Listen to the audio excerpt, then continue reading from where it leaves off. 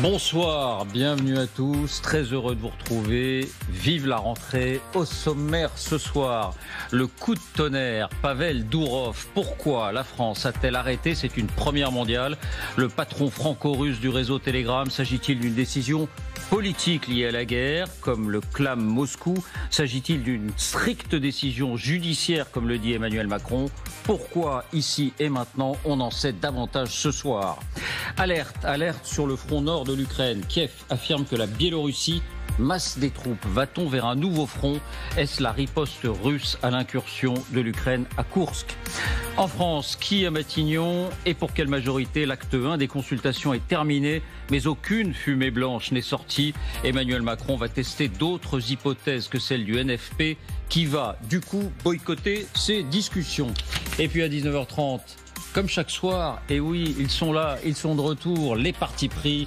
Ruth El-Krief pour la politique, François Langlais pour l'économie, Abdou Chalmani pour l'international. Place au débat, vous allez vous faire votre opinion. C'est parti pour le premier 24 heures de la rentrée de cette saison 2024-2025.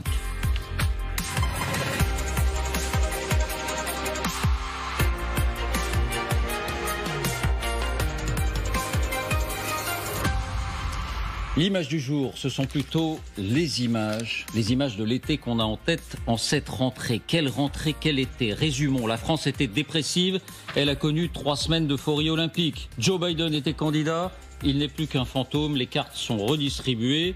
L'Ukraine était acculée, était au bout du rouleau, elle a contre-attaqué en territoire russe.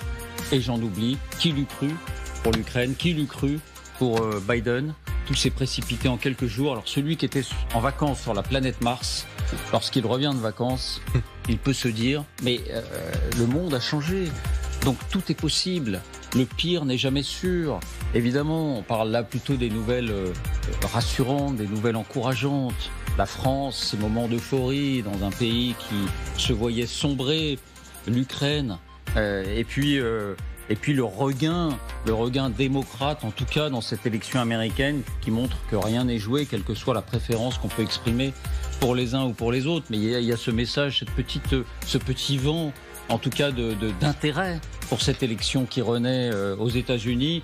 Bien sûr, j'aurais pu choisir d'autres informations. Il s'est passé les émeutes en Angleterre, les événements récents en Allemagne, on en parlera peut-être tout à l'heure. Mais enfin, on a largement le temps de broyer du noir avec le discours, le rouleau compresseur médiatique qui aime agiter les peurs et la déploration pour malgré tout se dire que cet été nous a montré que rien n'était écrit d'avance et que tout pouvait changer. Je vous vois tous approuver, oui. Donc c'est parfait. Si cet axiome, David, pouvait se vérifier aussi à Gaza, ce serait pas mal. C'est vrai.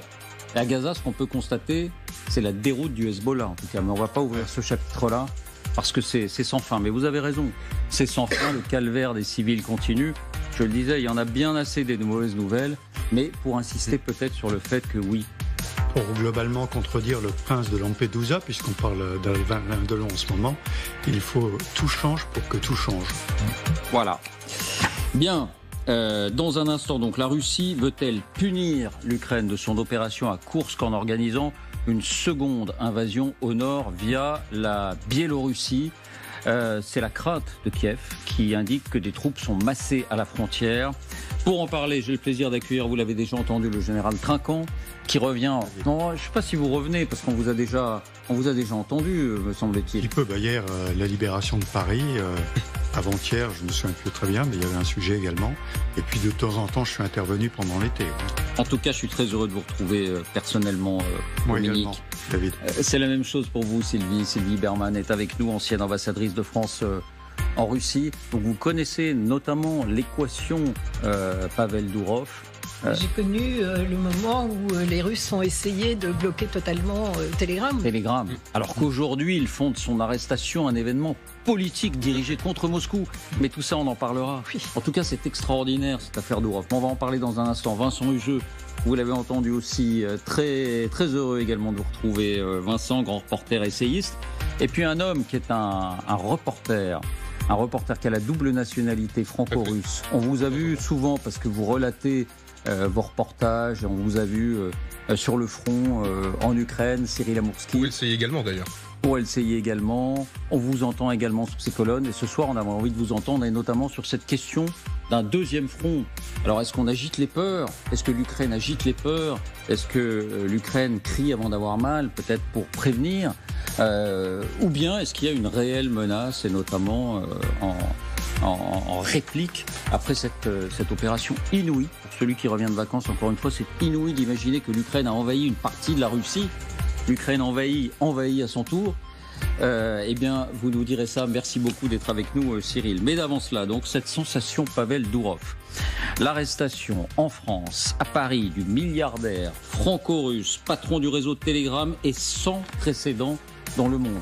Ça ne s'est jamais produit. Le patron d'un réseau social de cette importance, qui est arrêté, qui est en garde à vue, qui est interrogé, c'est tout simplement une première mondiale. Donc beaucoup de regards dans le monde ce soir sont tournés vers la France. Que se passe-t-il? Pourquoi cette arrestation? Surtout, c'était un peu nébuleux, encore toute la journée d'hier et encore ce matin.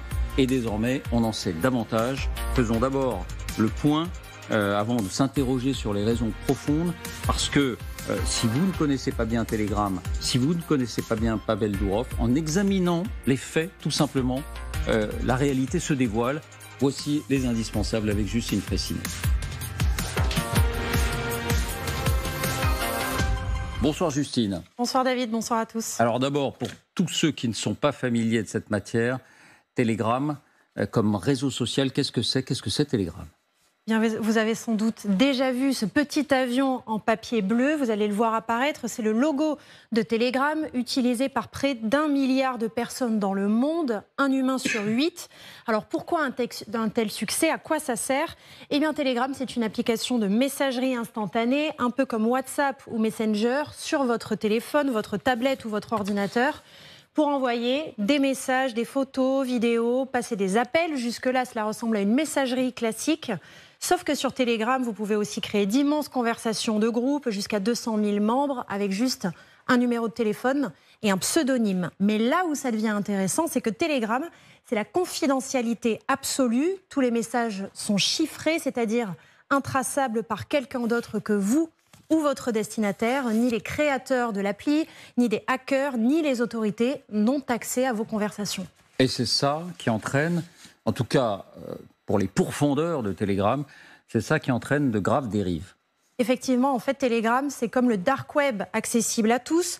Comme il n'y a pas de contrôle, c'est presque une philosophie du réseau. Tout ce qui est illégal y est monnaie courante. Désinformation, complotisme, propagande aussi, notamment en Russie où l'application est massivement utilisée. 85 millions d'inscrits. Exemple ici, des informations concernant l'OTAN, propagande très claire anti-Occident. Il est aussi question d'apologie du terrorisme, de pédocriminalité, de trafic d'armes, de faux papiers et de trafic de drogue, cocaïne, cannabis, ecstasy, n'importe quelle substance est disponible en quelques clics. Les dealers recrutent même leur main-d'œuvre sur Telegram. Bref, des dérives à l'appel et cela dure depuis des années. C'est d'ailleurs ce que la France reproche aujourd'hui à Pavel Dourov, le fondateur de l'appli. Des enquêteurs français ont émis un mandat de recherche en bonne et due forme contre lui pour plusieurs infractions liées à l'application, pédocriminalité, escroquerie, trafic de stupéfiants, mais aussi cyberharcèlement, criminalité organisée. Il est toujours en garde à vue, il pourrait être remis en liberté ou présenté à un magistrat pour une mise en examen. Sauf qu'à Moscou, il y a une toute autre vision. Donc là-bas, on entend dire que tout cela est très politique et que c'est une attaque contre la Russie, cette arrestation. Effectivement, et c'est d'ailleurs le grand paradoxe parce que pendant longtemps, Dourov et son réseau social ont été considérés comme des adversaires. Moscou a même essayé de faire fermer l'application à plusieurs reprises. Dourov a dû quitter la Russie. Écoutez d'ailleurs la manière dont il évoque cette période. C'était en avril, au micro d'un certain Tucker Carlson, le journaliste américain, entre guillemets, qualifié de complotiste. You decided to sell the company, resign as CEO, and leave your country. Yes, that's what I did. It was a bit painful because obviously my first company was my baby. I created myself. There was a lot of creativity, time and effort invested in that platform. But at the same time, I understood that I would rather be free. I would want to take orders from anyone. And I left behind probably a comfortable life. But for me, it was never about becoming rich. For me, everything in my life was about becoming free. Puis le Kremlin change de cap et décide d'utiliser Telegram à son avantage. Aujourd'hui, tous les hauts responsables russes ont leur compte. Dmitri Medvedev, ancien président et ancien Premier ministre. Maria Zakharova, la porte-parole du ministère russe des Affaires étrangères. Les propagandistes du Kremlin également, notamment le fameux Vladimir Soloviev, ainsi que les blogueurs militaires russes que l'on cite souvent ici et qui ont plutôt tendance à chanter les louanges de l'état-major. Bref, c'est devenu un outil de communication et de propagande du Kremlin. Mais notons aussi des opposants au Kremlin, et c'est justement peut-être le tour de force de Pavel Durov. D'ailleurs, il est même soutenu par ses collègues entre guillemets américains, comme Elon Musk, le patron de X, lui aussi libertarien pur jus, qui publie ceci, Free Pavel, libérez Pavel, ou encore par Robert Kennedy Jr., ex-candidat à la Maison-Blanche qui soutient désormais Donald Trump. La nécessité de protéger la liberté d'expression n'a jamais été aussi urgente. C'est ça, il y a une sorte de débat philosophique, en tout cas, selon les libertariens, en tout cas, et on y viendra dans un instant. Merci Justine. 2 mots encore, parce que d'abord, on apprend à cette occasion que Pavel Durov a la nationalité française. Effectivement, Pavel Durov, 39 ans, est né à Saint-Pétersbourg, il est donc russe de fait. Mais effectivement, en 2021, il a discrètement obtenu la nationalité française par le biais d'une procédure exceptionnelle, très politique, que peu de gens connaissent d'ailleurs, celle de l'étranger émérite, qui veut que le ministère des Affaires étrangères accorde un passeport français à un étranger qui contribue, je cite, au rayonnement international de la France. Alors la plupart du temps, il s'agit d'artistes ou d'écrivains. Il paraît que Durov est un grand amoureux de la France, mais en tout cas, cette décision avait été tenue secrète jusque-là. Et puis, tout dernier point, Emmanuel Macron est sorti du silence. Il est sorti du silence pour récuser toute idée de décision politique dans cette arrestation. Effectivement, voici l'essentiel de son communiqué. La France est plus que tout attachée à la liberté d'expression et de communication, à l'innovation et à l'esprit d'entreprise. Elle le restera. Mais il ajoute, dans un état de droit, sur les réseaux sociaux comme dans la vie réelle, les libertés sont exercées dans un cadre établi par la loi pour protéger les citoyens. Et il enchaîne. L'arrestation du président de Telegram sur le territoire français a eu lieu dans le cadre d'une enquête judiciaire en cours. Ce n'est en rien une décision politique. Il revient au juge de statuer. Ce n'est en rien une décision politique. Merci Justine. Juste avant de vous entendre, quelqu'un qui travaille depuis des années sur ces enjeux numériques, sur ces grandes plateformes et sur l'enjeu international que ça représente, nous rejoint. Bonsoir François Saltiel. Vous êtes journaliste producteur à France Culture. Bonsoir. Bonsoir à tous. Est-ce que vous êtes convaincu, vous, par cette explication d'Emmanuel Macron? C'est bien une décision strictement judiciaire, c'est-à-dire il y a un juge, il y a une enquête ouverte et le juge dit « je veux pouvoir entendre Monsieur Durov parce qu'il a à répondre de certains faits ».